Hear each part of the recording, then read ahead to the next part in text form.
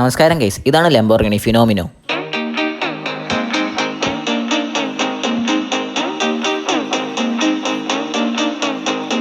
ഇത് ലംബോർഗിനിയുടെ ഏറ്റവും വലിയ ഗ്രൗണ്ട് ബ്രേക്കിംഗ് ആയിട്ടൊരു സൂപ്പർ കാറാണ്. ഇതൊരു ലിമിറ്റഡ് പ്രൊഡക്ഷൻ മോഡലാണ്, അതുകൊണ്ട് തന്നെ 29 യൂണിറ്റ്സ് മാത്രമേ ഉണ്ടാക്കുകയുള്ളൂ. ഇതിനൊരു V12 എഞ്ചിനും അതുപോലെ തന്നെ 3 ഇലക്ട്രിക് മോട്ടോഴ്സ് കമ്പൈൻ ചെയ്ത് 1080 CV-യും 0 to 100 inches 2.4 സെക്കൻഡ്സും 0 to 200 inches 6.7 സെക്കൻഡ്സുമാണ്. ടോപ്പ് സ്പീഡ് 350 കിലോമീറ്റർ ആണ്.